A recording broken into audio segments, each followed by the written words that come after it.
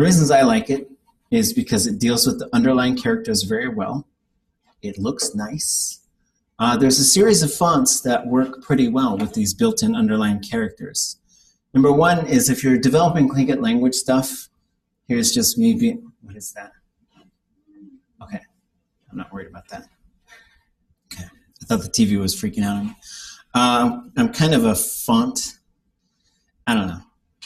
I think if we're developing high-quality Tlingit language curriculum, we don't need the Papyrus fonts or the Comic Sans font.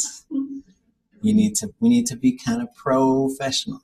But yes, I'm screen sharing now. Sorry, I have no brain power, and then the TV stopped working. So you guys are in for a treat. Well, let me share a couple of things. One is I did update the book that we worked on. And so the fonts that I like, if you're doing sort of professional stuff for adults, Brill, Bookman seems to do pretty good. And there's a couple, there's not too many that do a good job handling all these special characters. Baskerville does pretty well. And then if you're doing stuff for kids, there's this one called Andica, which does pretty well. And I like it because when you do the A, like there's the A for Brill, but if we're doing stuff for kids, and like little kids, you know, like this is kind of one they could do for handwriting. I couldn't find any there's handwriting fonts out there, but none of them can deal with the underlying characters. And I am not about to go and hand draw all those. I'm just not going to do it. So I need a font that works with me. So what I was talking about is, so here's the prefix, right? We call it the Arial, and it just refers to some given space. Yati is to be. Kuwati is for the weather to be a certain way. Kudzati is to exist, right? And they're all related, but then once you throw the ku in there, now you get something kind of different. Teshachdaya kushiske. And so kudzage and kushiske have to do with understanding, but it you know, the way this space thing works in there. And then there's these suffixes, right? So here's a couple suffixes. So we've got nach, which is through something, dach, which is from something, de, which is towards something, and ti, which is to arrive at something. So these things, they don't stand on their own. So you say anach, adach, ade, at. But then you also could say, let's say shanach, and that's a valley. Let's say just hit. I guess hitnach could be through the house, but it's probably along the top of the house. Hitdach, away from the house. Hit day, towards the house. Hit to be at the house, right? So when you put these together, though, you get these kind of special things. And they seem to they certainly seem to be, and there's weird things that go on with the tone. For some reason, the top two like to go high tone. And maybe they don't. Maybe we're just hearing them that way. But when you say kunach, that means really. When you say kudach, that means too much. And that could also be kutch. Kutch, because the dach could also be, it could be that. Like when it attaches to something that ends with a vowel, right? So if we say something like, oh, good grief. Te, I guess, from the rock, right? You could take, and that's probably not the best example. But kudach or kutch means too much. So from that space, and these are just weird kind of things. Kude, which I've only seen used to talk about an eclipse, means to oblivion. And then kut is lost. I don't know, because it arrived, and that gives you some clues of what this kut might mean. But these are some things where, like, when you really break down the language like this, you get into these super finer points where it's kind of I mean, you got to go into the really old things to find people who used to say kude.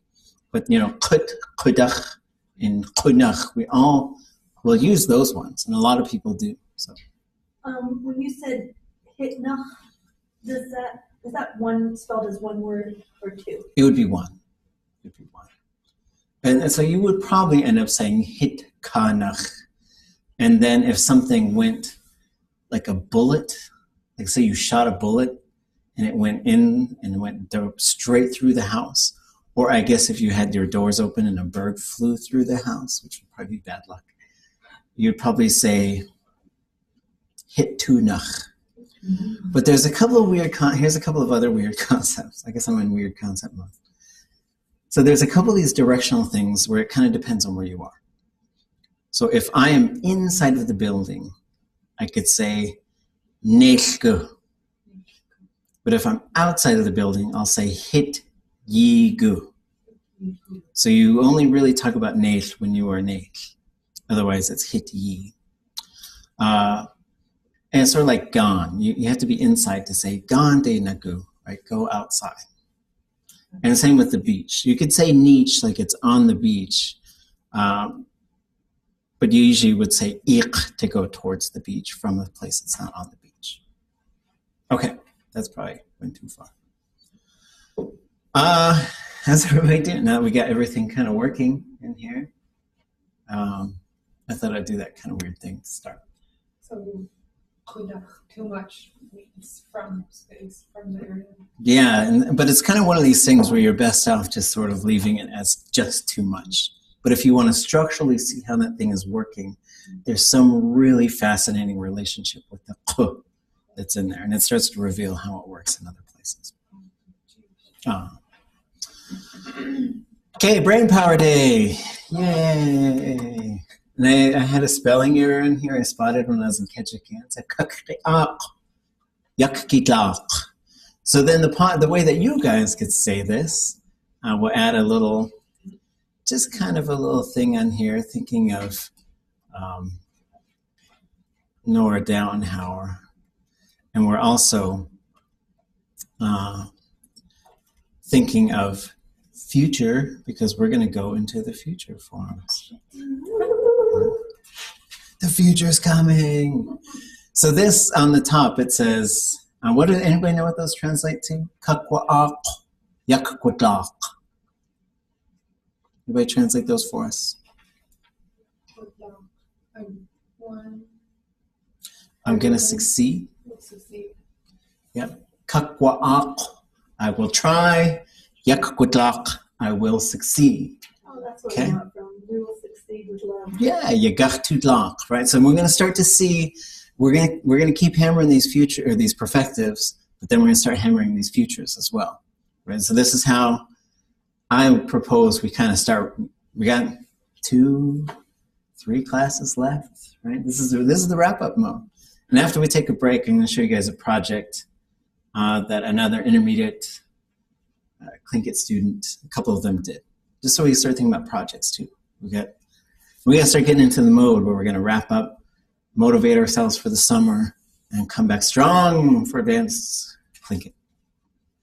So everybody say, kakwaak, yakwatlak, kakwaak, yakwatlak, kakwaak,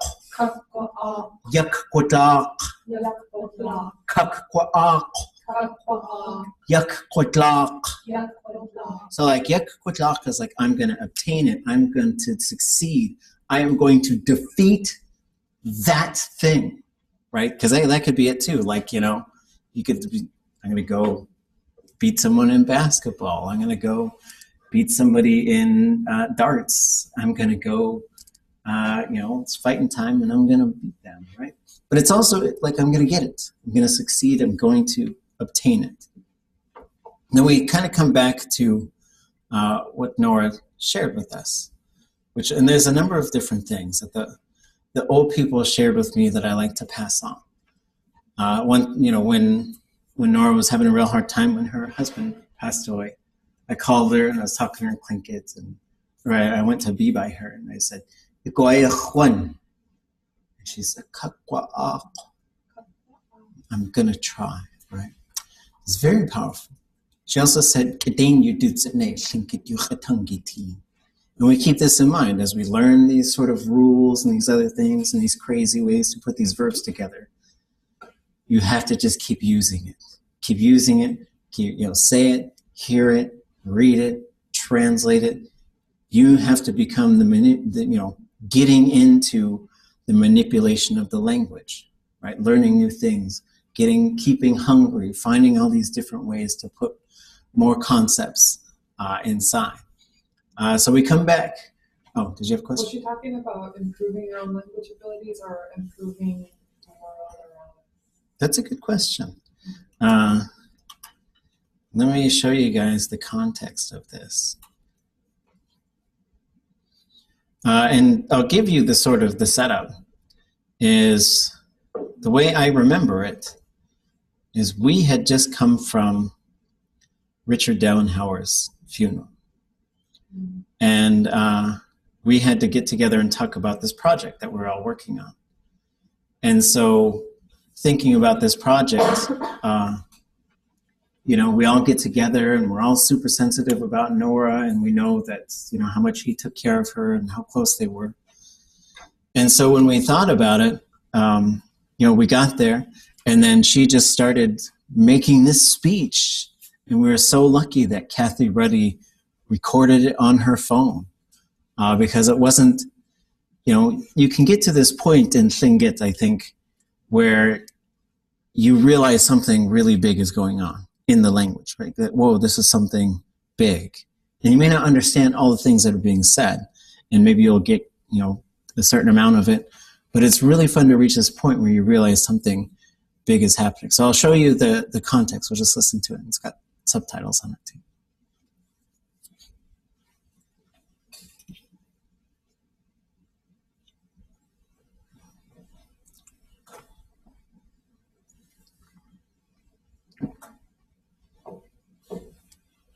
Maybe we won't hear. Hold on.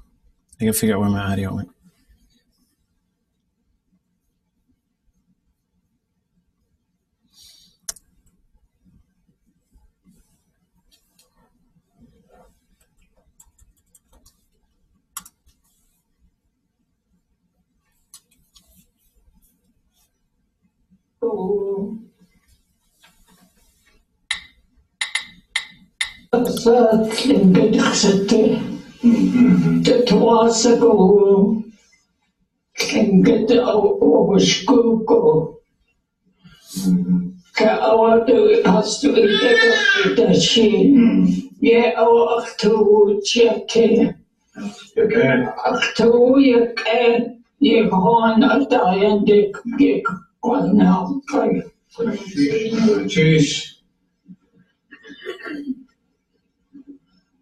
I have to collect my thoughts.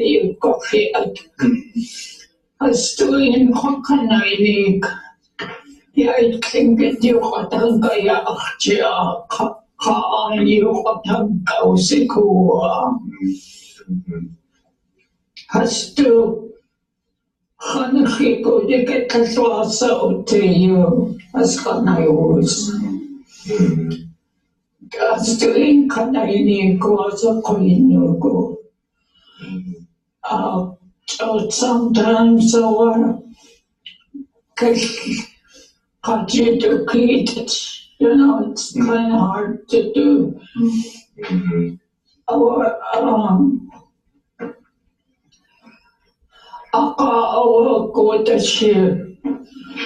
Sometimes then you do Ajawa in Kachanik in Kachanik has to Khanayat. Kapisaku Gudakasa Tlingit Yuhatanga Siku as Digitally Tangishakta a corporation to Kapisaku. Kate Sihanaya Dayan de Kahinak Kachakutka. Johan Jaya Akagayis Yeudukitu Ajaya Akatuhotan Yekonafi Katuhotan Kedengo Yeah, Kuga Hotangi.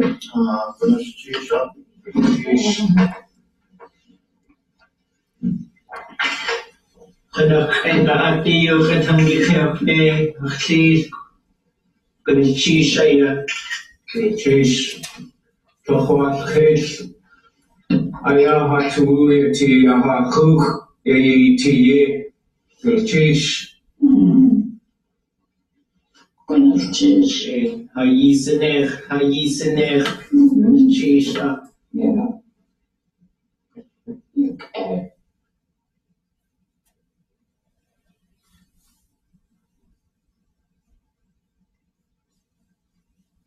Okay. Any thoughts on what she said, what you heard? I like that she said it becomes awkward in your hands. You only use it sometimes. Yeah, that's how she translated that. And it was like, let me see if I could find where I put that.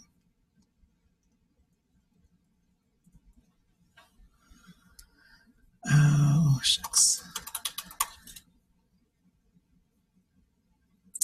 Well,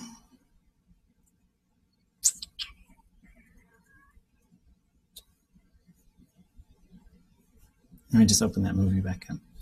Yeah, I mean, it's a really neat phrase. So when we go to this part, She was talking about standing up for the language.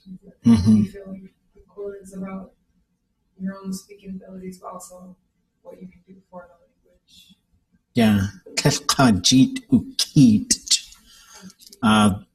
there was some really fun stuff, and I was really glad to work with her, and she was really fun to translate with, because sometimes I'd say, "Oh, what's that mean?" And she'd say, "I already did my work. It's your turn." And so it was really fun. And then usually I'd take a crack, and she'd, so we're gonna look up Keat and see what we find, and just see how this kind of phrase is working. So we see it right here: to be jammed, to be pried up. So kajit ukit. Like it's a really interesting kind of thing to think about. And so we can look up kind of if the other place we can look is in Lear's verb notes, and we can look for Keat and see what we find. So we go down here to the KI, and we get to jam or to pry. And so it's like you're trying to pry it off of something. And so basically what that phrase like literally means, it's like it can't be pried out of a person's hand. And that's what she means by being awkward. Like it's you can't get that language out of your own possession, right? And so these are how some of the elders would talk about achieving some kind of fluency, which is stuff I think about all the time. Like, how are we going to get people talking? How are we going to get people understanding? How are we going to get people to just use this more? So it just doesn't get, it's like you can't pry it out of your own hands. And so when we see later, as she sort of talks about this a little bit more,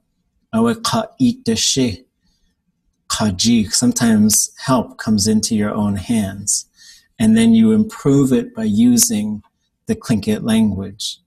And And so some of the things that she's saying is you got to go by the old people and see if you can go by them and talk to them and visit with them, and you got to use it, and that's how you pry it out of your own hands. And so these are some things we can sort of come back and look at now and then and just sort of see, well, why did they tell us this? What's the larger context? It was a really intense kind of language moment, but it was really fun. It's kind of frustrating from a trying to learn standpoint that phrase translated to "it becomes awkward in the hands," and you see a click there, and you're going Right. like trying to make that not something, and so Right. I see that a lot, like working on this story translation, Raven and Salmon, and just finding more of the words in these translations of stories, but it's just these very general kind of translations. So it could have multiple different meanings based on context, and that makes it really tricky. That does get you. It almost seems like a compromise, because when you translate it to English, it's like it makes sense in English that it will become awkward in your hands, like it's an English speaker can understand. Whereas if it was translated literally, it sounded like what? Right. Exactly.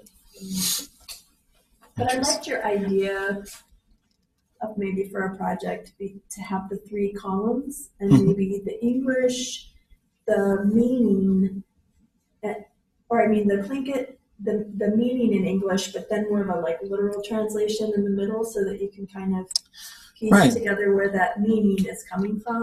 Because the Dowenhauers used to have us do that, is just walk yourself over, see how you got there. Because sometimes, and this is what you realize, like the work that they did is immense and amazing. But then I think a lot of people, they just take it for granted. They'll either just read the English, or maybe read the Tlingit and read the English. But it's like, well, actually, there's a ton of really amazing work right in between those kind of 2 areas.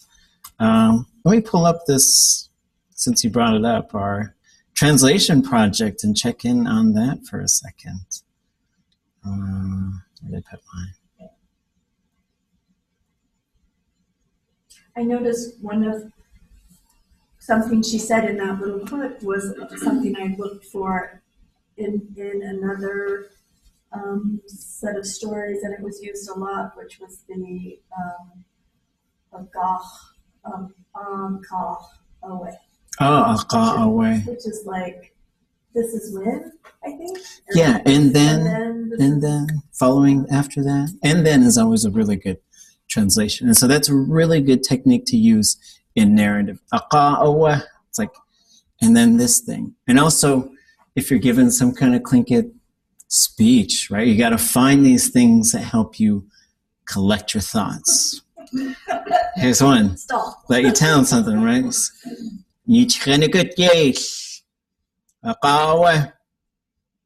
you're like, what was that thing? Like, what was it? And then there's another one. You could just say,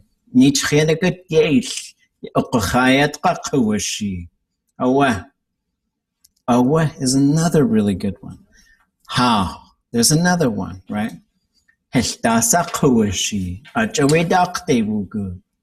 How? And you're just sort of, you're putting the next sort of thing together for yourself. A dot away, would that be one too? A dot away would be, it's about that.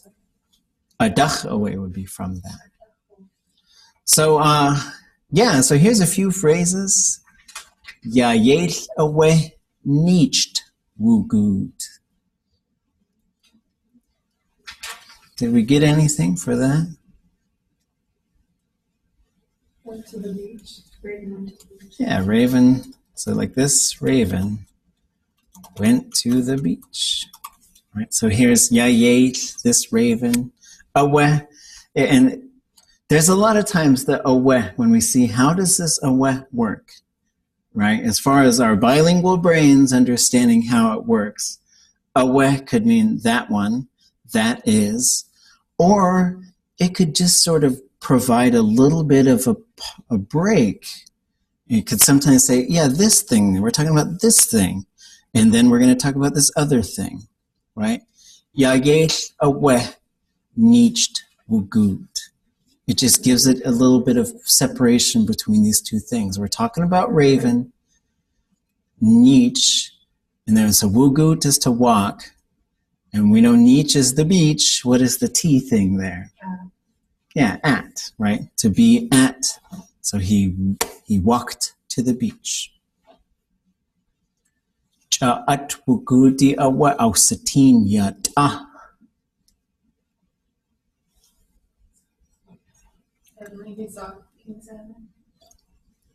This chayuk or chayak would be suddenly.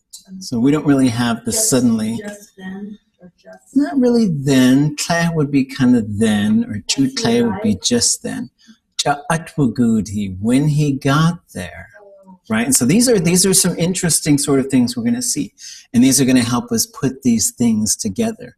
So sometimes you just throw a suffix on there and it's sort of like saying at that time or when that thing happened. And there's a few different ways to do this. And this is one of the ways to do it. Cha atwugudi. So yeah, I would, just when he got there. Right? So that's what the cha is kind of doing. Awe just provides a little bit of separation. Ausatin yata. He saw the king salmon. Atbutan yaqiqa. Yaqiqa. I thought maybe it was jumped. The salmon jumped and by the covered bay or something like that. Or the bay. Yeah. Does that anybody else come up with something like that?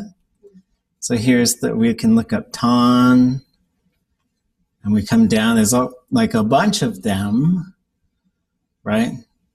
And the zero marker ton, it's not going to be one of these to carry or uncover. It is going to be this one, right? Atwutan is a motion verb. So like when he got there, he saw King Sam. He saw this King Sam, right? You got so many decisions to make. When this is your guys' job, and I'm retired and writing my Tlingit soap operas and kids shows, you guys will have decisions to make. Should we capitalize King Salmon because we capitalize Raven? Right? Probably.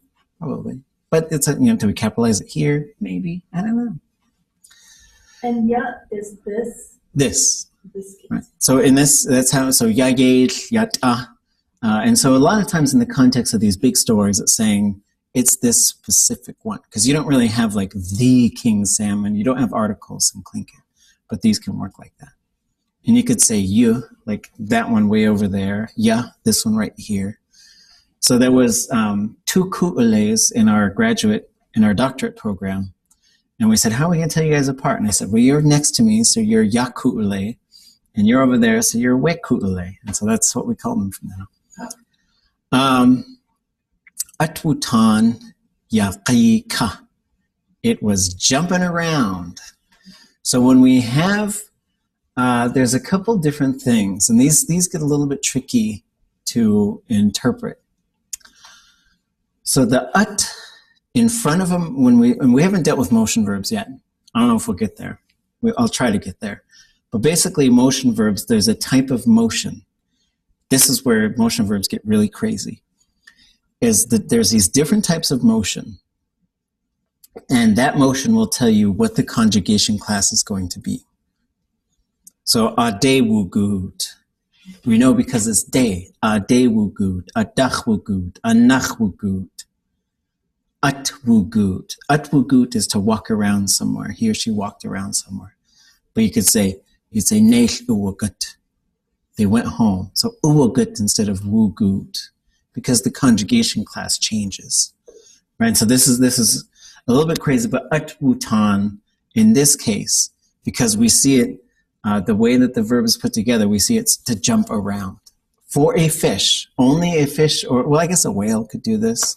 It's a fish or a whale jumping up out of the water. It's a specific type of jumping. This is where the word putan comes from for summertime. The fish are jumping around in this space. So it was jumping around, ya qi, ka. So qi is the bay. Ka, what is ka? Yeah, on the bay. Just jumping around on the bay, right? And there's different ways to kind of look at it. Like we're in the bay and you just see it jumping around. And then I guess we'll do one more. And then I'll let you guys carry on and do the rest. And next week we'll take a look at... Oh wait, this is 10 pages long? We got to do 2 pages, right? Okay. So this one, we'll do one sentence at a time. Adat awekle at tu ditan. Wasaush khwasane yuta. Yanach yan kakashadut. Okay. So we'll do this one concept at a time. Adat awekle at tu ditan. Anybody online want to tell me anything about any of that business?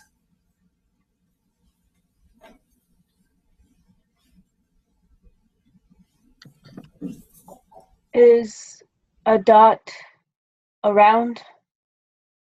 Yeah, around or about. Yeah, absolutely. And it could be, it's a kind of interchangeable, depends on what the verb is. So you could say a dot wugut, walked around it. But when you have at-tu ditan, that would change it to kind of be about. But it's the same, it's the exact same word. So what is the at-tu ditan part?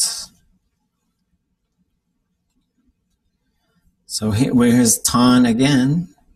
Is it like he didn't think about, or because of this he decided not to do something? Yeah, I would say he thought about it, right? So, and then you've got the tle. So then you could say, then he thought about it, right? And so once we get the adat, what is he thinking about? The salmon. Yeah, right. Because this is how Tlingit works. It says, I already put that information in your brain. He's not thinking about like how much money's in his bank account or, when he's going to file his taxes. Of course he's thinking about the salmon, right? Because that's what we're talking about. And so Tlingit will sort of do that. Say, here's the thing we're talking about. And then it's just, after that. Could you keep typing the English? Oh, sure. Just because that really helps me remember. So it was jumping around on the bay. And then he thought... these are also things, right? And then he thought about it. When you're doing these line by line, these are, this is, I'll show you my process as we go through.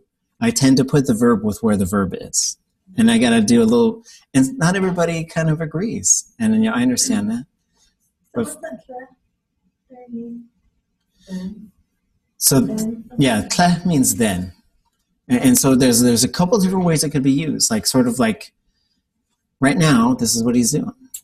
Or it could mean when he was doing this, he was doing that.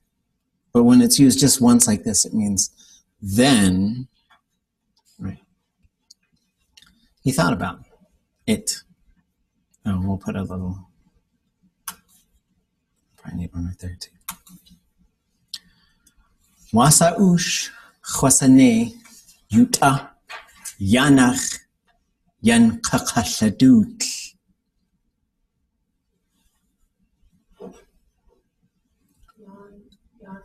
Is that from the face? Yanach is sort of, it depends on the context, but it usually means like more than, to overpower perhaps. Yeah, we saw in a story last week, kayanach was like, kayanach yeke, it's more better than something. Oh, is that question? Like, is the phrase being said in question because of Rasa? Actually, I probably would. I should put a question mark here. And that is a really good question, because sometimes not. Because you could say, how wonderful that evening was. And that's a statement. But in this case, it is a question. You finished something over there? That's you're on the right track. So huasane, yan huasane would be to finish it, to make it ready. Just huasane or ye huasane would be like, so here's the difference. Yan huasane, I finished my project, whatever it is, right? I was building a birdhouse, whatever. Ye huasane would be, that is what I did. I did that. Like, for example, I don't know, someone could say, did you build a birdhouse? And you say, Ye huasane, that's what I did. But when you say wasa ush huasane, the ush has this really interesting sort of thing. I guess ush is sort of like if only. So the way I would translate wasa ush huasane, what could I possibly do? What could I possibly do? Yep. Because there were like a lot of different things that could do. Yeah, so we get this, we're going to look for kashadut. The ka is in, and we have to remember Raven thinks and talks really weird, uses lots of hortatives. So he's saying, let me do, is really what that's saying. What could I do that would let me do? So we look up do. And, and there's two of them, right? But we get this one, right? To entice, right? Especially, this is to call over, this is your deer call, this is your, if you know your ziskyu chatangi, you're going to call that moose over or whatever. So that's what that would be. So what could I possibly do to entice that king salmon over here? So these are his thoughts, right? So this is what he's thinking. What could I possibly do? Yanach, yan is over here. Yeah, so yana, so like yuta yanach. So like, so the reason, whenever you have yanach, you look right before it. And that means to be more than that. So basically, yan kawadut would be, he finished calling, he called it all the way over, right? So you could say, for example, these are where we get into these concepts in Tlingit about getting things to completion. So you could say, a kautladut, he called it over, but did it come? Yan a kautladut would be, he called it over and it went over. So he completed it. That's what the yan is doing there. Yanach means, and the reason why the yanach is on there, because it's like you're enticing that salmon. The salmon is the one that's getting and so this is some really high level like verb recipient stuff. But in this case, because he's probably going to eat it, right? So this is why he's not saying, hey bro, why don't you come over here and chat, right? So this is how Raven usually thinks it. Like, how am I going to entice that king salmon over? Because that king salmon is probably thinking, no, I know you're going to want to eat me, right? So this is how he's going to think about how he's going to succeed.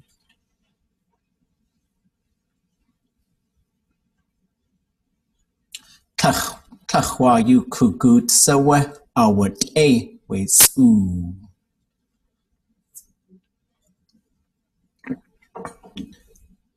Kahwa yu kugut sawa awat a wesu. Yeah, so and so we see the ka on there, so we might kind of ask ourselves, we know that goot is walking. So we'll go down. I'll drag this over a little bit, make it bigger. Sorry, guys. Yes, yeah. So for a goot, we see a bunch of things to walk. We don't really see a ka on there, so we might check out Lear and see if he has anything for kagoot. So here is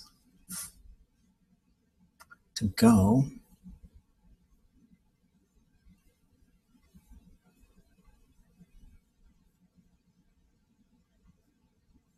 So Yawagut, Uagut, Wugut, Wusagut, Wusagut, Yausaguten, Isgut, Yawagut, Yausagut, Sh. So we see the Sh, Ya, Sha, Kaudagut.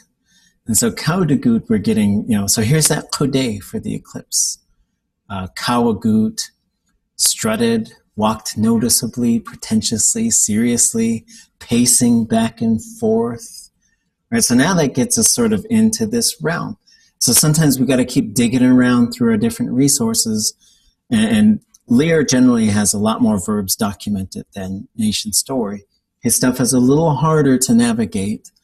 But so Tahwa Yukugutsawe, when he's really just kind of walking all over the place, right? Because you got Tahwa and then Sa, right? So these things, Tahwa Sa, means how very much, right? It's really ramping things up. So you can say Khunach, Tach, and then Tahwa Sa is really up there as far as really ramping up that thing. So he was really walking around. Awat a ways ooh. He found, and I wasn't sure, is that green or is that moss? Or like what was green from? Yeah, so is like a green, I think it's jade, but we usually just, he found that green stone. Right, so now our narrative is moving along. So he found this green stone.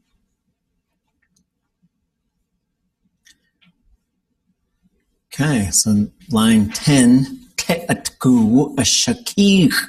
Te'shakich gewe ke'awati.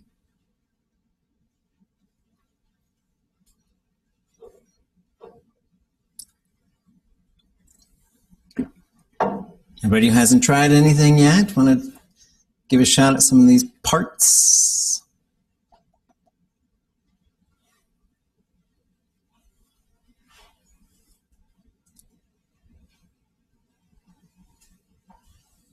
What's atku?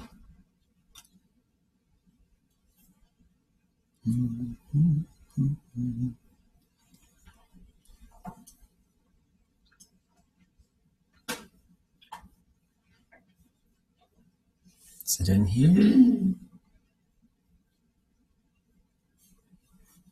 Oops, we found dogfish.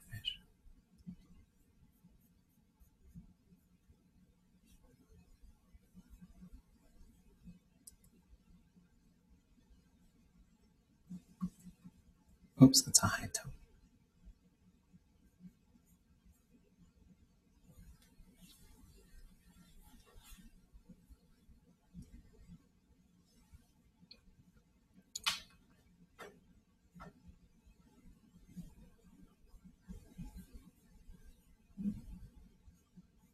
Do I not have it in here?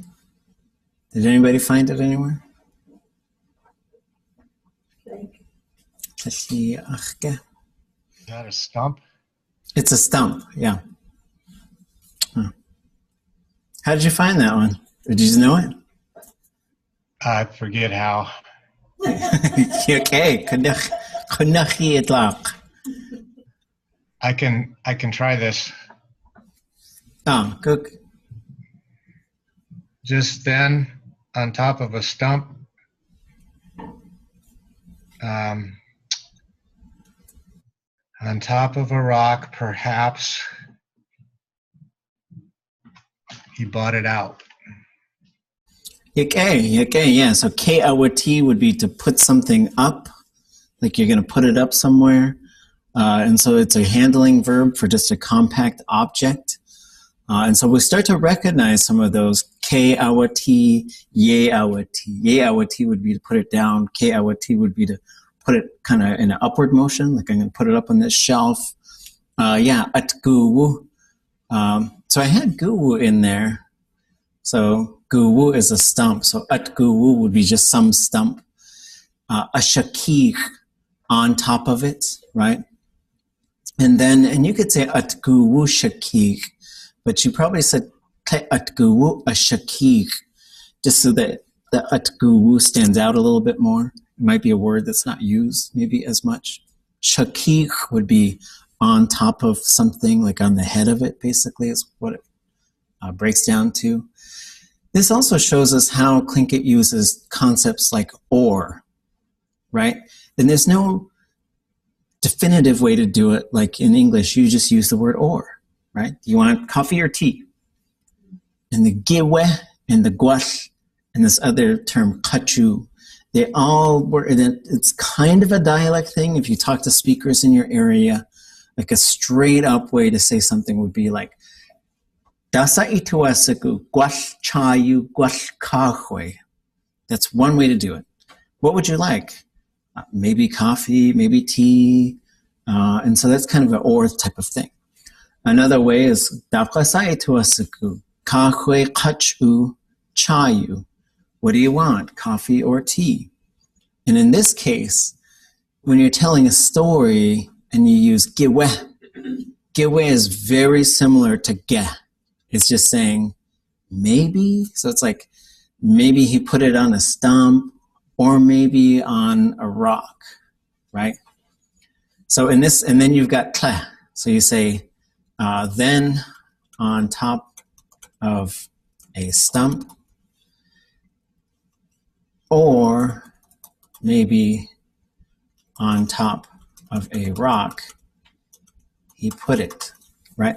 And these are translation, like that's how the language is working. You could say he put that jade, but this is, we already know we're talking about that jade. And this is why translation is such a powerful, good step for you guys right now. And it can get frustrating, but when we start to see how does a fluent speaker deliver the language? And this reveals it, right? So once she talked about Su, that's of course what we're talking about, right? We still have Raven, that King Salmon is out there. We're focused here on Raven. He finds that thing and then he puts it up on there. Okay.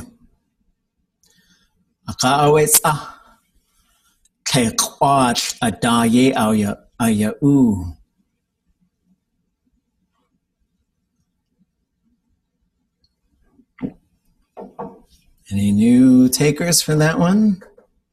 If not, we can just do it as a gang and find another way. Then. Then, yeah. And then, right? So, and then. The tsa parts, did we look at that? Just for fun, because then we could pay attention. There's all these little parts of speech, right? Only then, only at that time. So the way that these work would be like we can see this sample sentence here.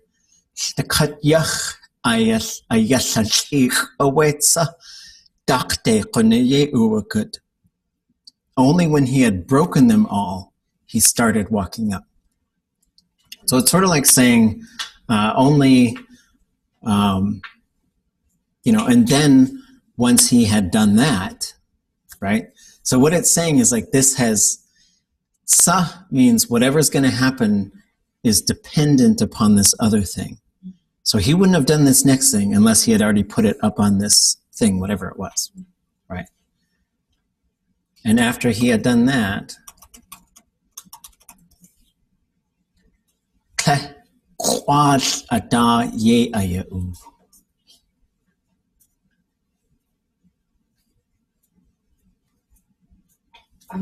Is that thing that shoots?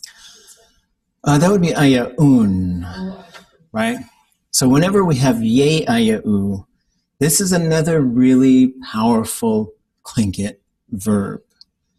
It could mean two things. It could mean to wear it, or it could mean to use it, right? And so this could be like if I handed you some device, like a remote control, because we're watching TV and you say, I don't like any of the things you pick. So I might give you the remote. It's like, look, use this thing.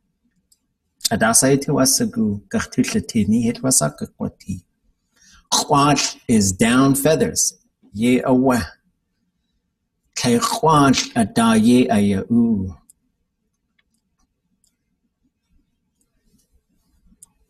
Then So huach is down feathers. Ye aya u is to use something or to do, like ausene and ye awa u. Those are so powerful, right? And at the core, they really just ye ausene to did, he did that, or she did it. And then ye awa u would be she or he used it or wore it, which is, in Tlingit is like using it. So how would we translate that? What do you do with down feathers? Did he put them in a Yeah, he put them on. And so this, once you see stories, once you see enough of these stories too, if there's something important, they put down feathers around it. That's just something they always do. And so if you got something important, put down feathers around it to show that it's important. And then after he had done that, then is putting down feathers around it. And these are, and this continues to sort of get us to think about how Tlingit uses time. It's so fluid, right? It's happening right now. It's not a perfective verb. They were perfective up until this point. So Richard Dowenhauer had this theory that when they're using a story that has already happened and they switch to this imperfective verb, he says it's like a scene switch. They're like, focus in on this thing right now. I don't know. It's a really cool thing. Aka'awetsa ye ayausaka weta chata hateknis ach. Yeah. Oh wait, let's just stop there. It's gonna aka'awetsa ye ayausaka weta. That needs an apostrophe too. Somebody khan kananik. Only then he knew. Oh, I was like, how? he say Ayausaka. to Sam? Yep, and so, This is when he said, and then, and then he said. once he had done that, right, there's the tsa part. And it's up to, and you'll see that like when Nora and Richard Nora did, they really kind of just gave you the English. They really gave you the English, which is great. I think it's great. But then it gives us room to dive back in and see. And we could fight about this translation stuff too. Like some people are like, no, that's not how you why do you got to mess with the word order? And we go, right? After he had done that, Yeyausaka, he said to the king salmon, right? And so that's what the weta is doing, right? And so this shows you how to do some of this stuff. And the difference between Yeyawaka and Yeyausaka would be like Yeyawaka, or Yeyawaka would be like, he said this, like, and then he said he wanted some food. But when I say Yeyausaka, it's like, then he said this exact thing. So these next words are very, and that's what the Yausaka tells you, that classifier switch. That a Yausaka could mean a number of different things depending on the context. One, we're moving into quotation mode, right? This was what Raven said. The second thing, this is what that person promised. The third thing, this is how much they said it cost, right? So it has to do with saying a very specific thing. We've seen this type of classifier switch before. Khatin, I saw it. Khosatin, I saw that specific thing, right? Chata. Hatekinis ach.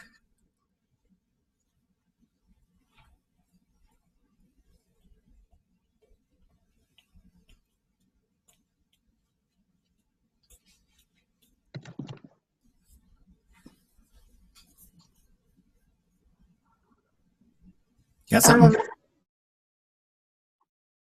I can't remember cha, but is King Salmon come here and listen?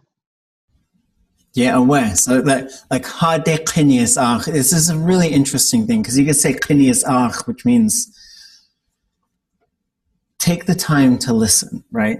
But when you say hade qinias ach, it means the literal thing would be like kind of like bring your listening over here, but it's just like listen here, right? That's really and the way the context would be like, say there's some public event and I'm like, okay, things need to start.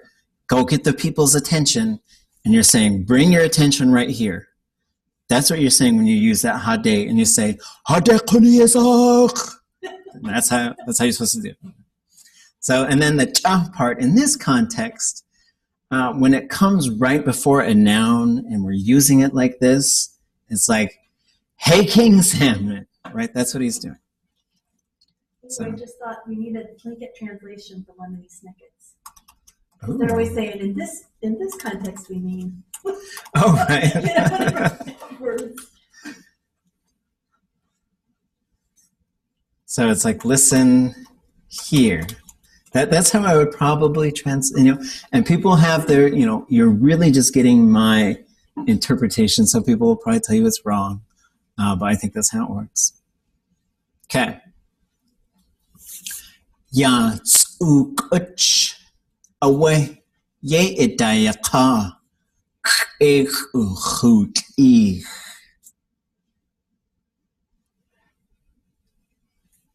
Ya tsuk away ye idayaka ik uchut ich.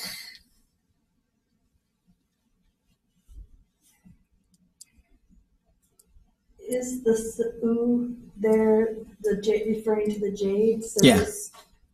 is it like This, I'm going all caps on you suckers. This greenstone. maybe he's telling you about this among the trash, or is it like?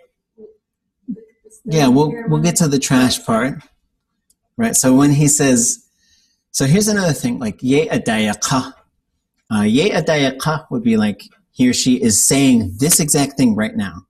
So the adayaka is also really similar to the ayausaka. It's like, it's sort of like when I want to, if I was going to come and tell you some things, like we're talking about this person, you had me go ask them a question, right? And I might come back and say, oh yeah, they said they wanted to eat pizza. And that's just some information. That's just what they said. And that would be ye yawaka, ye yawaka, ye yawaka pizza de tuasaku. But if there was some really important piece of information, I might say, ye yawsaka, get island pub pizza de tuasaku. Like we have to go to the island pub. It can't be some other place for pizza. And then ye adayaka, they're saying this thing right now. Right? This very thing was said. And so they're very similar contexts. And then there's something else to note here. We usually see it as adayaka. Once we see the here, now there's an object. And there's always an object on there. Adayaka, akawanik, ye ayawaka, right?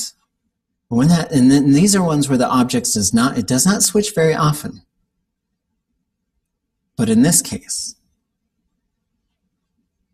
this greenstone is saying this about you. Using the stone to throw shade. It's about to get real shady. Real shady. That's like a difference in thinking. I tried forever to figure out what the heck that meant, and I would never think that a greenstone would be saying something about king salmon. Well, so that's why the ergative marker pops up on there, because it's the greenstone that's saying it. The ergative marker shows you. That's how the ergative marker could be. Like I'm telling you some weird story, right?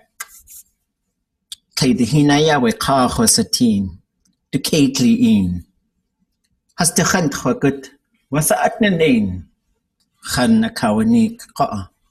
Hi, Sikuke Ach Kately, you Kayatungi Kately away. Hatra, ha. Sikudzi, go Kate, Yucatan. Akawe Kate. Yeah, Yawaka, right? Or I guess I gotta do this. Wakaye Yawaka, Kate. That's the way we hit Ka. Aka away we Kate ye a yosaka roof, right? That's funny, right? Khatwa ha, etake you kaya tunk. Ah, gun Kate. That's the way we are start. We catch bark. Right? Okay.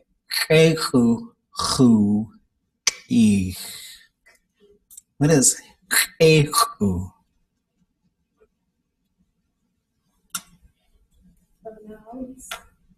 Hmm?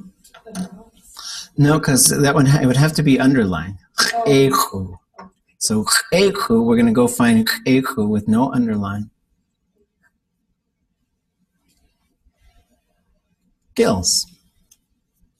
Yeah, fish gills.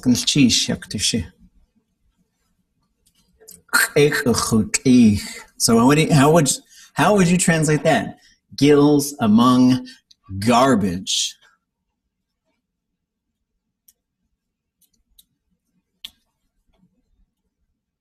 This greenstone is saying about you.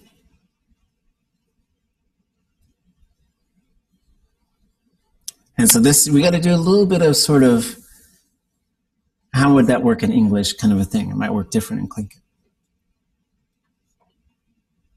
Gills among garbage. How about, you got trashy gills. And you know, there's different ways to sort of. It's not a nice, right? It's not nice. It's not nice at all, right? There's trash in your gills. You guys, you know, it's. You guys, you know, what's up to you guys? I got the computer, so I'm typing, but that's how I do. Oh wait, get oh wait, touch the cakemus ah.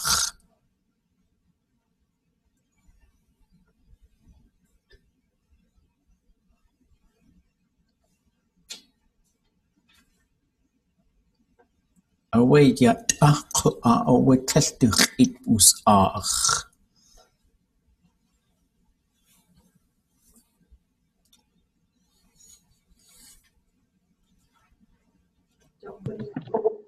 However, King Salmon wasn't listening to him.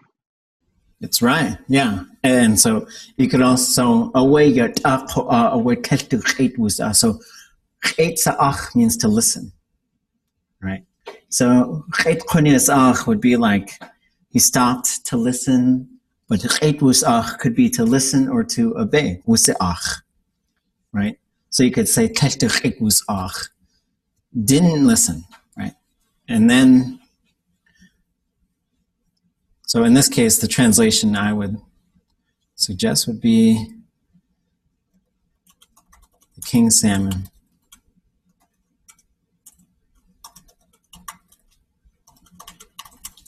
And so that's duchait usach. So these are also some really interesting things. So chait to the mouth, right? So you could say chede, I'm going to listen to you, right? But then you got chait, so you got taif, first of all, so we know it's going to be negative. Duchait, because it's to the mouth. Usach, and so it goes negative, so didn't listen. Right, so that's how you say didn't listen, right? If you got kids, that's a good verb to know. And then also, like awa'ach would be heard something, awsa'ach would be listen to something. So we see there the classifier switch going, there's a difference, right? Like hearing and listening. Right? The .aa underline x as a root I could find, and I knew it had to do with listening, but I couldn't find the kanis or loose. Oh, okay. I didn't know how that, how would you know? Yeah, that's a good, yeah, so that's a really good question. So in our verb investigations, we're going to look for ach. So here's here. Then we see ach, and we see se'ach, and then we got kach, se'ach. So that kach, and these are some things with the Naish Story Dictionary, is ka could just be any, that can change, right? Nowadays we would write n, which means a noun. Ach ate, ich ate, kach ate, duch ate, ikach ate, right? Listen, obey, give heed to. But you don't really see the k ones in here. So then we got to do a little bit of extra work. So one place we could go is back to the Lear stuff. And so hopefully in these translation exercises, you're getting fast at moving between some of these documents. And so this one, so you get paying attention, hears it, listen to it. But some of the early A's don't have great examples all the time. So where I would go from here is I would go into the Chagishawu work. So Tlingit verbs 16. Then we'll go into the ach and see what we could find. So here it is, ach, to listen and listen for, hear it. So what we start to match up is the classifier, and then if there's anything in specifically in the preverb. So listen to it. Oh, there's something. And the P just mean, I would just think of that as an N, noun, right? But then you say, here's the take time to listen, which is as close as you can really get, right? I think that's as close as you get to that one. But then you do see the kunis ach. So instead of kede, it could be hade. Hade kunis ach is kind of a unique cultural phrase, but that's how you just say, bring your listening over here, is basically what you're saying. But how does kunis become penisa? Oh. How would you know that that's an equivalent thing if you're not very good? I would probably say that should be a U. And oops. So you guys are helping me, and I'm helping you. All right, sounds good. And then for the chet bus ach, we should be able to find that one in here too. So here it is. So we see N, chet, S classifier to obey, and then we go down and we could find chet bus ach. Right. And just for a little extra bonus, if you say chet bus ach, it means he or she doesn't listen to anybody.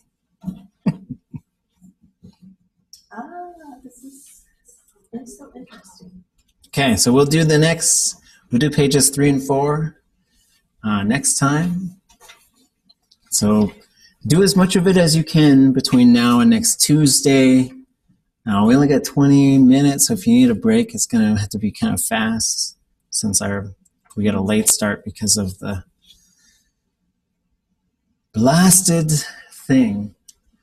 But what I want to do is finish up some of these perfective things. So coming back in here, continuing to get us thinking preverb, object, thematic, conjugation, subject, classifier, stem. So some of the thematics that we saw in here, we saw ya, we saw p, we saw ka, and we'll continue to see those, but they're going to pop up in between the object and the subject. If there's a thematic, then in between the thematic and the subject is where you're going to get all of your conjugation stuff. That's where everything's going to happen. So we've done some drills with these objects, changing those. For example, chat-yak-e, ha-yak-e, i-yak-e, yi-yak-e, yak-e, ka-yak-e, at-yak-e, has-yak-e. And then we've also seen changes. Here's, chat-sechan, ha-sechan, is-sechan, yi-sechan, as-sechan, kus-sechan, at-sechan, has-as-sechan. So it gets sometimes a little tricky on whether it's is a people or that aerial thing. Basically, the guideline seems to be if there's a with the aerial version of that verb, then you'll use ka, right? Because kuwak-e is weather. Then there's some thematic stuff. These are the common ones that we're going to see. There's that spatial one, ka, compared to. Whenever you have the compared to one, you generally also have the irialis, which is why you get ye, ku, ge, right? J is hand or possession, tu is inside, sa is the voice, sh is the nose or point, da is around, kha, khe, or ka is the mouth or opening, sha is the head, sh is the end. A means thematic, which means we focus on the action, and we'll talk about that a little later. Ka is spherical or round. There's another ka, which is horizontal surface, and then there's ya. You kind of start to learn which one it is. Like it's obviously round, or if it's not obviously round, then it's usually the horizontal surface. You can have two kas, but one of them has to be the compared to, because it's like slot number 1, slot number 2, slot number 3. So you have up to 3 of them. And there's more than this, but these are the most common ones. So here's some examples of how they could change. So yak a is good, huwak a, good weather. Yati is to be, kudzati is to exist. Ahuha would be to disappear. Atkuwaha, it's time for it. The season has kind of arrived, or the time has arrived. Yage is big or many. Yekuge, it's this big, or there are that many, right? For example, I could just name like my siblings. If I named my sisters, I'd be like Lindsay, Sarah, Chelsea. Yekuge awe akhlaq has. That's how many sisters I have. Sikak, it's thick. Yik sikak, it's this thick, right? Nashe, it's far. Yeku nashe, it is this far. I just told you, 6 miles. That's how far it is. So that's how those ones generally work. Here's some other examples. Yejane is working. Yutuwatunk is thinking inside. Asewa'ach, you heard a voice because the sa is in there. Shuwashash, the point of a spear or something is worn down. Ye adayaqa, they were saying this specific thing about it. Ye chayatunk, she is speaking because the cha is there. A shawachich, to club on the head because the sha is in there. Shuwachich, ran to the end, so it's all gone, it's done, it's hooch. Asheich is a-themed for dancing. Here's some others. Ye awakik, to throw something. Ke akawakik, to throw a round thing like a ball. Awachash, to saw or cut. Akawachash, to cut something into pieces. Tutla'an, kind. Yaksa'an, attractive. Subjects we've done. Cha, tu, ye. The 0 marker every single time. And du. The du will make all non-zero classifiers. They must be minus d, or sorry, must be plus d, and all 0 classifiers must be minus d. So for lovin, chasachan, tisachan, isachan, yisachan, asachan, dudzachan, has asachan. For cutting, chwachash, watuwachash, yechash, yichash, awachash, watuwachash, has awachash. See, those ones are long and low in the perfective because it's na conjugation. Then the classifier. So we keep coming back to the classifier, what it is, what it does. Now we're ready for these perfective verbs, right? So we talked about this thing. So like it's like a switchboard. So if you want to use the perfective mode, you turn the perfective on, right? So then you can change the subject, and it's right here. You could change the object, and it's up here. You could pluralize. And so this was just sort of trying to visualize. I want to make one of these someday. So like, and then a verb comes out, zzz, like really old school, like 1980s computers or something. Yeah. This is what I'll do when I retire. I'll just build a verb machine. I've built the verb machine. I'll be like some crazy guy. Okay. So this is what a perfective verb looks like. Okay. So for now, only look at the prefix. So ka is the stem. And everything up to that, the classifier is part of that prefix. When they add together, you get hua ka, watua ka, yi ka, yi ka, awa ka, has awa ka, wadua ka. All the positive perfectives, they're going to have a plus I classifier. So the classifier will be ya, di, si, zi, hle, gle, shi, and ji. So the thing that this sort of leads us to is there's zero and everything else. All the zeros are going to have a certain shape. And then the D, even the plus D zero, and all those. All that's changing is the consonant. So you're going to get chwade, chwase, chwadze, chwashle, chwadle, chwashe, chwadje. And so once you know that classifier, you should be able to move it into the perfective. You should be able, we've done this a few times, and it's challenging, but you should be able to find any verb, look at the theme, and give me, you're the machine, and you spit out the perfective form. When we get to the stem variation, and when we get to the future, it's actually easier. The future, all the positive futures are all long and high. All the negatives are long and low. But for the perfective, you got a few other things, right? So open stems, whether they're fading or not, zeros will be long and high. Everything else will be long and low. For the closed, zeros will be short and high. Others will be long and low. The glottal and ejective, which means in the theme, you'll see a high tone mark. Once you see that, you should know there's no low tone. So in that case, the zeros, it's the same thing, but the zeros are short and high. Everything else is long and high. So how do we put that together? So here it is. When we see the little X, we know it never changes. Those ones are kind of nice because we can put them into any verb mode. We never have to worry about what the stem is doing. But this one, it's a zero, so we expect it to be long and high, and that's what it is. So here's the examples. And so we've seen these, so I don't think we're going to do them all, but we got hua and huade. But then when we get over to here, chwase, chwadze, right? So they start to follow this this pattern that becomes really digestible if we do enough of them.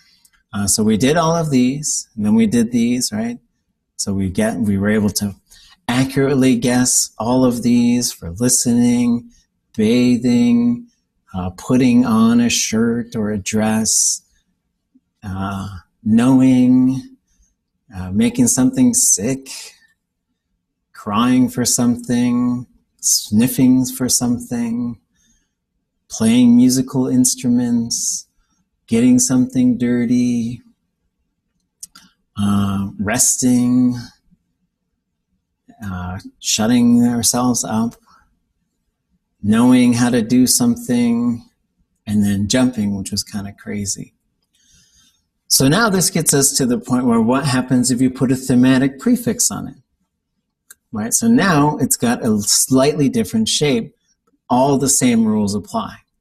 There's only a couple of things that change, but otherwise, so we'll go ahead and say these ones. So they're na and ga. So we expect this one to be long and low, and it is. This one, there is no low version because it's ejective at the end. There's an apostrophe at the end that usually can't go low. So, I planted it. Kachwaha. We planted it. Kautuwaha. You planted it. Kiyaha. Y'all planted it. Kayiha. He or she planted it. Akawaha. They planted it. Hasakawaha. Hasakawaha. It was planted. Kauduwaha. Kauduwaha. And if we look on this side, we see the prefix is exactly the same all the way down. Kia and kayi. Those are ones to sort of kind of, they change a little bit from, the other ones, it's just you're adding ka on the front, right? And so instead of wutuwa, we get kautuwa. Instead of hua, we get kahwa. This one we would have had iya or yi, but now it has to be kia. This one we would have had yi, and it gets kayi. This one we had awa, and now we go akawa. This one was wadua, and now it's kaudua. So I borrowed the basketball, I guess. Kahwahis. We borrowed it. Kautuahis. You borrowed it. Kiahis. Y'all borrowed it. Kayihis. He or she borrowed it. Takawahis. They borrowed it. Hasakawahis. It was borrowed. Kauduahis. So how do you think you say I borrowed money? Money's not round.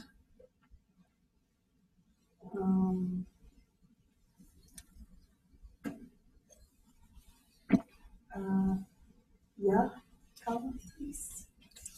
No, it wouldn't have the ya. It would just be no. It would be nothing. Right? Khwahis. Right. I borrowed money. Dana khwahis.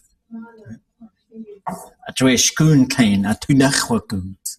Kodachoi khashetzi. Okay. College is expensive. Go ahead. So this ka that's on here, the ka that's on here is spherical. Oh. Right? It's not the horizontal, it's not built in, it's something that gets added to the verb.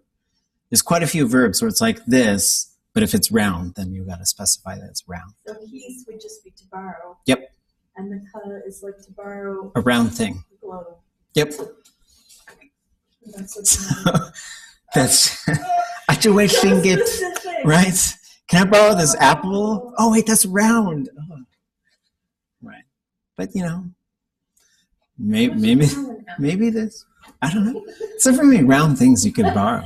I guess a quarter. It's to use for target practice. Yeah, right. I don't know. At that point, it'd be like. Maybe I had to entice something else other than a king salmon because I tried insulting it.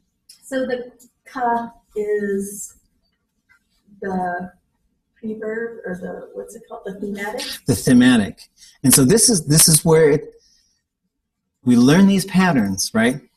Because this is like there is no tuwaha verb, but if there was, this would be tukhwaha, tutuwaha, tiyaha, tuyiha, atuwaha.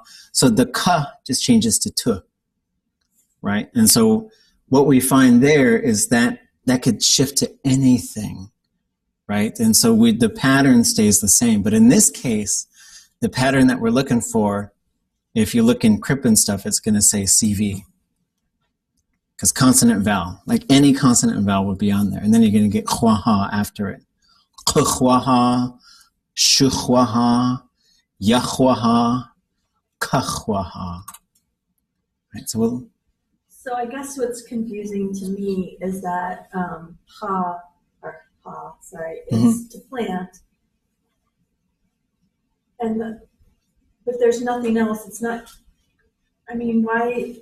I can understand having a different version for if it's a round thing, but I don't see that like this isn't to plant, a certain kind of like only stem plants or whatever. Mm-hmm. So why would that one's the horizontal surface?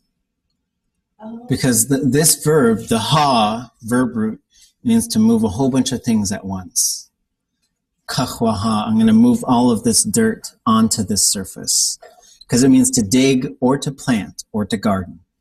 It could be any of those three things. Right? Because in Tlingit, those are kind of the same. It all has to do with moving the dirt. But it depends. And then you could tell, because I could say, Kunz kahwaha, I planted potatoes. If you say I wanted to dig up potatoes, you could say Kuns ach kachwaha, which was dach, I dug them out. Otherwise, kachwaha means to dig.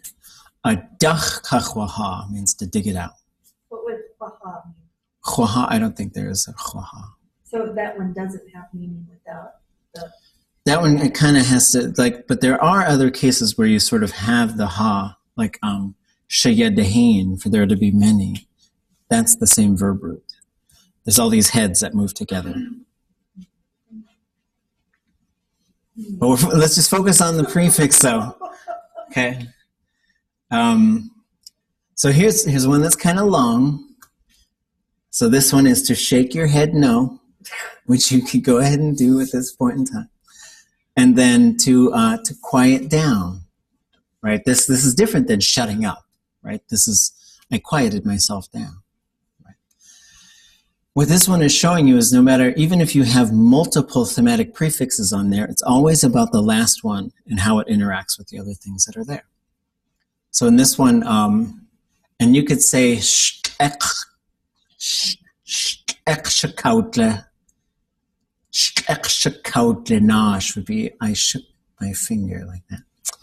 So they can get kind of long, but this one, so the ya is the face, the ka is the horizontal surface, nash is for something to move back and forth like this, like a dog's tail, right? Yakauchtinash, Yakautudinash,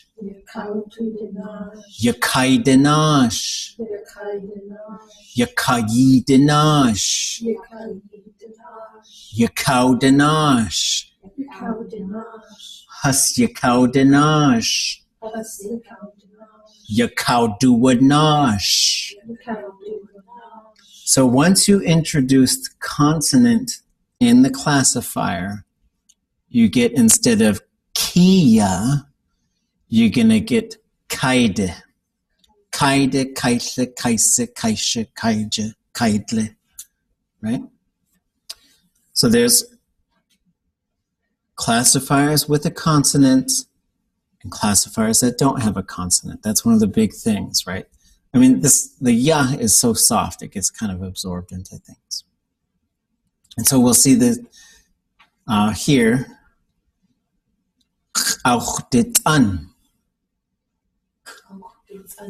Oh, sorry, yan. Yan auch dit an. Yan autu dit an. Yan chai dit an. Yan chayi dit an. Yan chau dit an. Yan has chau dit an. Yan chau du what's an. So we go up here, there's no object on this first verb, so that's why this was ya. There are two thematic prefixes, which is why you get yaka each time. It's plus D, and it's also, it's not going to change. It'll always be long and high. This one, there's also no object, but it's a zero, and so it's going to be short. And tsain and tsan, they're just different dialects, that's all. So this one would be tsen in a different dialect. I think this is cake dialect here. So in the pattern on the one on the left, where's the yud being represented in that? In those? It's right here. It wouldn't be normal. Because the dotted Y turns into a dot. Yeah, so what happens is the W has to become just the W. Once we throw the thematic on there, you know, and especially, so thematic plus a consonant, a hard consonant in the classifier means it's just going to be a U sometimes, or the W sometimes. So we're going to get, this is why we say Euchsetin, right? Chwasetin. So to untangle something, or to track it, or to undo our sewing or our knitting, kautseke, kautuseke, Kautusike. kaisake, Kaisike. kayisake, Kaisike. akausake, Akausike. hasakausake, Hasakausike. kaududzake. Kaudutsike. So we see it's an S group, so it's si all the way down. There's an object, so we're going to get a kause right there. It's ka, so it's going to be long and low. This next one is na, so it'll also be long and low. There's an object, so we're going to get a kaushe, and we're going to get tle all the way down. But if we compare these, kauche, kauche, kautuse, kautushe, kaise, kaishe, kayise, kayishe, akause, akaushe, and then kaududze, kaududle. So the consonant is changing, but the pattern is staying the same. And so there's lots of patterns to build up, but they do become predictable. So I told a story, kauchlenik. We told the story, kautuchlenik. You told the story, kaishlenik. Y'all told the story, kayichlenik. He or she told the story, a kauchlenik. They told a story, hasakaushanik. A story was told, kaudutlenik. Okay, that might be enough for today. And so, go ahead. Oh, I was going to say, what is it again? Stuff? Or was it too much? Just gwash katute, maybe just to the halfway point. Yeah, you can say chat shawahit, full. Listen here, hade kunis ach, and then the hade kunis ach would be to multiple people. So if you're saying this, it's the chede one, although you'd say hade instead of chede. And this is like, take the time to listen. Kunis ach, kunayis ach. Right? This is, everybody listen over here. This is the way you get, we were taught, like when some ku'ik is about to start, when I was learning, they would make the young people stand up and yell this. Right? And you'd have to yell this in Tlingit. And so at some event, this is a totally appropriate way to start an event, to get everybody's attention. And it's really saying, give me your listening, right? And you can also say, listen to me, put your listening to my mouth, right? They're just slight subtle differences. And that, we're doing a lot. We're in this mode where we're translating big things. We're throwing more things onto the patterns.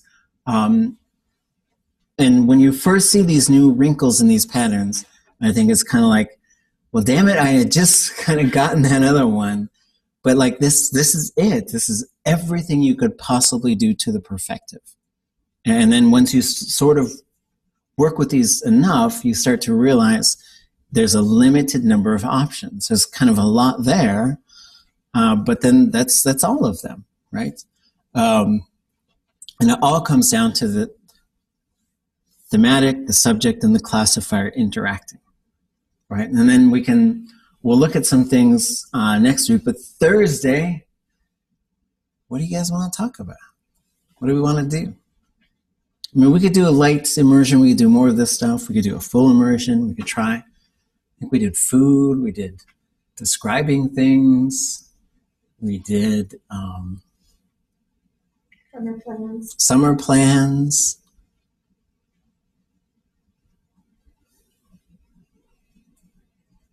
Maybe someone special to us? Yeah, why don't you tell us about someone, describe someone special to you. If you want to make a little slideshow and send it my way, that could certainly help. I think those are really good ideas to sort of have those visuals and to show you guys I'll show you quickly. A couple weeks ago when I did a presentation about salmon, I put a slideshow together where I didn't use any English. And I don't think anybody, maybe a couple of people there, nobody there really knew very much Tlingit. So I would say Gunas Chish, and then I would just sort of move, I'd say Gunas Chish hati adi, hastu shishku has ani ka. Ya ak kwan kat aku kwan. Katlatinia cha oti atlet kach einach. Ajoyak ayak waskach gitu.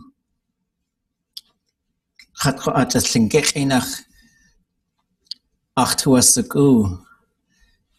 Yisaku. Ha yuk atangi dat. Yak awe kutzati. Yike at. Yike at awe aka shinket ane ka kutzati. Kahajit wuduati. Hasausa nechzu. And so there's things like that. You can use these things. We've got the English to kind of help, or you've got images to kind of help. This is a little bit of a different thing because I expected an English-speaking audience, and I didn't want to use English while I was talking to them about Tlingit knowledge about salmon. And so then it goes on from there up to like types of salmon and the names of all the different body parts of the salmon and the ways salmon, the ways we might put up fish, verbs and some kind of fun things about like different ways to fish, and then some place names and stuff. So think about like things you might use to help supplement what you have. We'll talk about people important to us. I think it's a really good place. And then we'll just sort of see where we go from there. Any thoughts or questions before we wrap up? For I told a story. Is the thematic prefix ka, is it horizontal surface or comparing to? Yeah, it's horizontal surface. And so kayanik or kachwanik would be I told about it. Kachlenik would be I told the story.